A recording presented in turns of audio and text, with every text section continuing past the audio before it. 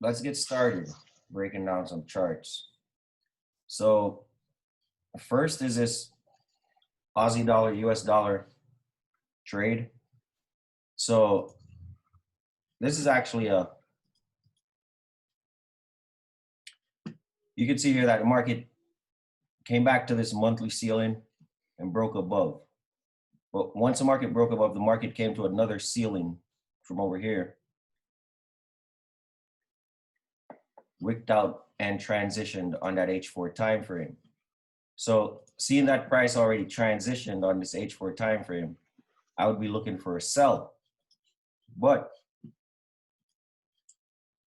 on the daily time frame, because price broke out here, broke, pulled back, followed through, maintained the floor, pushed up, I see that there's a lot of bullish momentum still in the market. At the end of the day, that transition did happen on H4. So if that transition maintains, price could fall all the way back to this support level here. But from what I could see, I see that price broke, pulled back, did follow through, but then price met support. On meeting support, you see here that price respected the support, and price pushed up, created a floor here, and price pushed up again, came back to this floor, pushed up again. Now we can see that price is right back at this floor. So because I noticed that the floors are being maintained, and I know this is still a daily uptrend. So until I get one of my major floors broken, I wouldn't be able to look to sell the market. So I'm still bullish on this pair here currently, if you get what I'm saying. Because like I said, I see the floors are being maintained here, even though, because a break, retest, and follow through is what we use to know, okay, market is switching direction. But how long will that momentum stay in play for? You have to tie that in with your bigger time frames. That's time frame correlation. So if you look on your daily time frame and you realize that you're in an uptrend, but that H4 did transition to a downtrend, you have to make sure that H4 is maintaining those resistances, those ceilings, and making sure it's still pushing down. So you can see here that after the transition, this was the break. This is our pullback. This was our follow through. Price created one ceiling, pushed up, broke the ceiling, created another ceiling, came back to the same floor that broke this previous ceiling. So the fact that this floor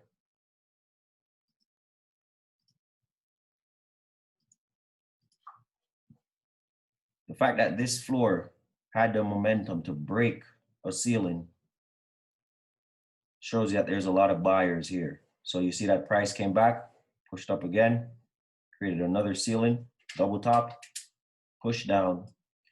So this double top would have been a sell entry if we're looking to sell. If we were just, okay, this H4 transition, we're looking for a sell.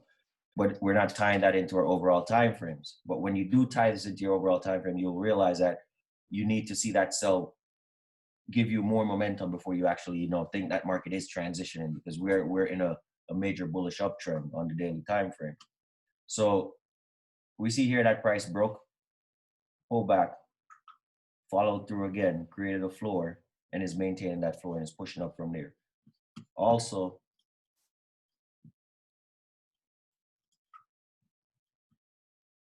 we can see here that price gave us one shoulder here, head there, pushed down again with this wick, came back up, gave us an inverse head and shoulders pattern at that same level of support. So that's a reversal pattern again coming into play. So seeing that reversal pattern come into play, price already transitioned on that M30 time frame. Price has yet to transition on the H1 time frame. Price is currently at the H1 ceiling, and that's where we're getting some resistance now, pushing price down. Now, there are a lot of people thinking that this is a sell, so that's why you have price maintaining the ceiling, pushing down, but you see that price has yet every time price pushes down, it maintains the support. So this was the first support. Price pushed down, maintained it, created another support with this entire wick. So this is a support zone. Price came back into that support zone. You can see that price transition. So this was for whoever was selling on Friday. Those orders pushed the market down. But from what I could see here, as long as these floors are being maintained, we can look to take price up. And let me see. Now, if price does break these floors, because everything is not set in stone, this is just me knowing how the market works and piecing everything together from the clues that I'm seeing. So if price breaks, we see that price already broke here, but it came back to the support. So at the end of the day, we would have to get a pullback on a follow through to see, okay, this transition, this momentum trend line here.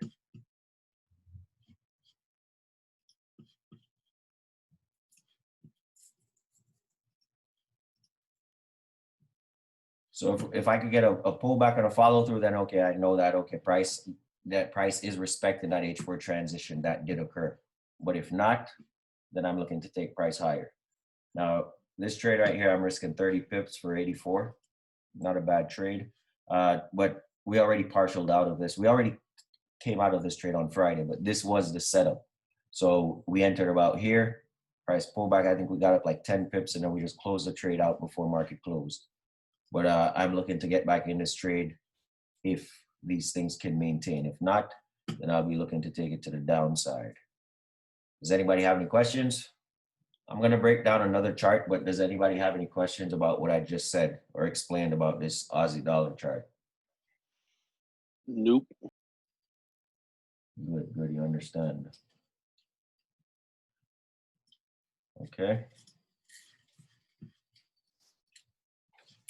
Euro USD. We took a couple trades on this. I think we've got all of these on the group. These were the trades sent out in the signals and my personal trades as well. Now, this is a perfect example of flowing with the trend. So this was a previous structure point, H for higher low, previous H for higher high. Price never broke in transition. Price did break, but never followed through. So once I realized that, I already know I'm in an uptrend, so I just start taking my buys.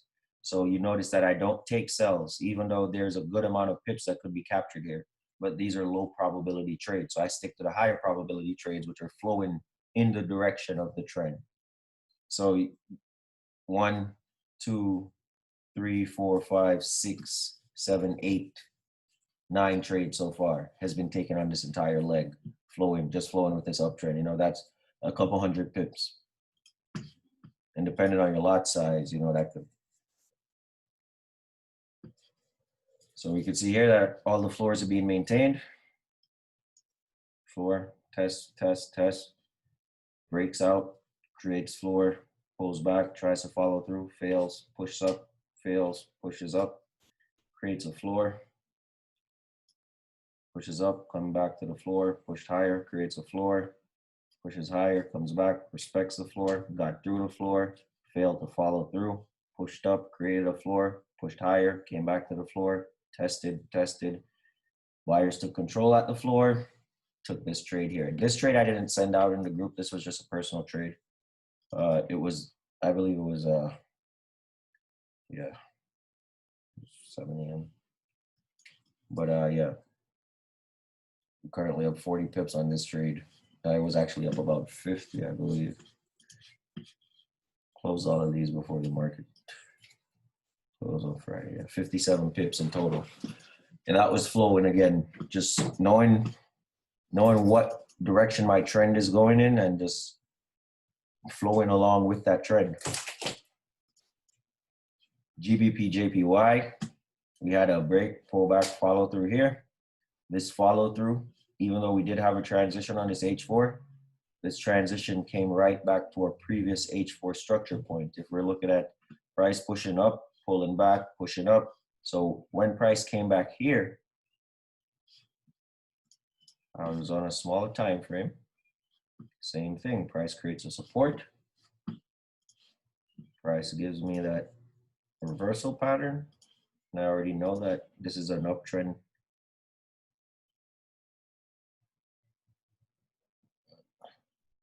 whatever the fuck you 3. You don't want to call it head and shoulders, triple bottom variation, still a head and shoulder variation. Not every time it's going to go all the way back up to the neckline, but you can see here that the basis of a head and shoulder is, let me show you. This is how you're going to be able to spot these even when the market doesn't give you the full thing.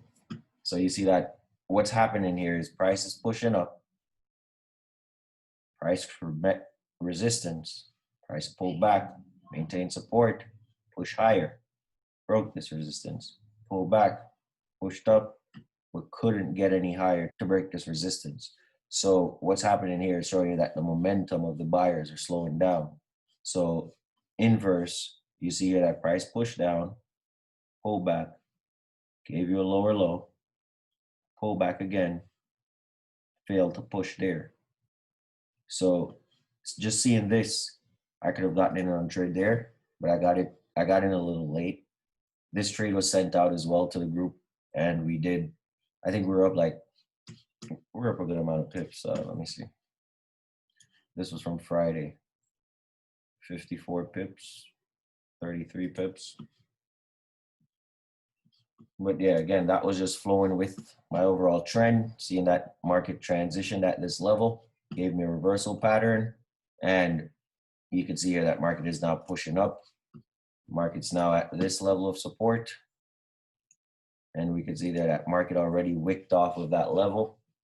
It's only Sunday, so I won't be taking any trades today, but I'll be watching the market to see what direction we're headed in for the week. And then once I know what direction we're headed in for the week, I just plan my trades accordingly, you know. So yeah, that's it for today. Go ahead. I have a question about that. Actually, when that trade came across on Friday, and this is from my own bad experience trading on my own. I typically don't take trades on Friday because the market is so squirrely. And I saw the trade come over, and I was like, I guess he takes trades on Friday. Sometimes. But do you ever see that where, the market is so just crazy you don't want to get in on a Friday? It's just if you know the direction, you know, like if you don't know, like once you have the price action structure down, not just trend structure. Once you get the price action structure like down, then you'll be able to spot these moves. So you'd have seen that, okay, price came back to the support and it's your previous point of structure and price action structure. So you know that the banks are going to fake them out. They're going to think that this is a sell because we already had the transition here. Break, go back, follow through. So even if you already seen a transition, you'd still have to wait we had the transition, but we still haven't gotten step 4. You know what I mean? So we would still have to wait for something to give us a sell. So we wouldn't sell yet, you know, because we only had the transition. We haven't had the other steps. So seeing that price came back to here, knowing that majority of people are going to be selling here, amateur traders are going to be selling here, you're going to be looking for price to transition. So you're going to be spotting clues. So once I spotted here, I know what was going on. I already got a double bottom. This is a break of this support level. Price created support right below the break and maintained the support. Tried to break out again, failed. Once it failed here, that's just showing you that, okay, buyers are stepping in, price isn't going anywhere. Price, not saying it's not going anywhere, because price could easily well came back to the ceiling, gave it an engulfing, pushed further down. But it's a probability game. So you're looking at it, you're seeing what's happening. And because you know structure, you know transition, you know momentum, you could take advantage of the trade. And on Fridays, the market always does this. It will always be flowing one way. And on Friday, yep, right here, 115, just around in the evenings on Friday, and the market will just go a different way. So I've seen that over years of trading, but I don't shy away from the markets on Fridays. It's just I close my trades at a certain time. I got you. Mhm. I did nail a head and shoulders trade in the direction of the 4 hour. Nice. It felt really good, like understanding and knowing exactly what was going to happen. Yeah. And it even kind of reversed on me a little bit. And normally I would have gotten nervous while I still had a little bit of profit and gotten out. I was like, no, no, this is exactly what this thing's doing. Even though it went up like for, like a second shoulder on the right hand or whatever, Yeah. I was like, no, this is a fake out. And sure enough, it was a fake out. It went totally in the direction the way it was supposed to after that. But I was like, oh, thank God I'm not getting Yeah. faked out as much as I was, Of course, because now you're saving a lot of money. Yeah, it was awesome. Yeah, of course. That's good, man. That's good. I love hearing that. I'm happy. I'm happy for you. I'm happy that it's. Remember, I've been telling you. I've been telling you that. I know you told me. That's why I reached out to you on the phone. I was like, dude, especially when I looked at my week and I realized I think I was like 7 out of 8 trades I was on and Yeah. in profit. And I was just like, holy crap, what did I just do? Because I honestly, I've like been at this for so long trying to get it right Yeah. that I haven't put a lot of like emotional effort into it. And Yeah. so I was just kind of sitting back and saying, okay, well, let me apply this. And so I was just being methodical and applying everything the way that you had said, not knowing whether or not it was going to work or not, really, Yeah. because I just don't know. And then Oh, after seeing it working and working and working, I'm like, oh my God, like I feel like I got born again. I was like, oh my Lord, no. this is awesome. Like I get it. I get it. No, that's good. That's good.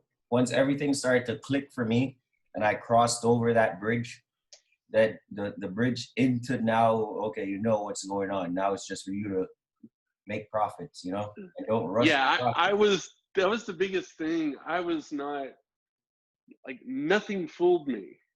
Yeah, Nothing fooled me. I knew exactly what was going on with the market exactly. at every given time. I had total confidence. Nothing was, I wasn't looking at something and then starting to turn my mind into, well, maybe it's going to go the other way, like I used to do, and talk Yeah. myself out of trades or into stupid trades. I don't know. It's like I just knew what was happening. It was awesome. It felt good. It felt powerful. It felt like it should feel. It's only going to get better from here. It's Yeah, I only can't gonna wait. get better from here. Hey guys, so I'm new here. So do y'all are y'all talking about the courses, the class? I haven't bought into that yet, but sounds like that's something I should be doing. Actually, Well, John, I can tell you.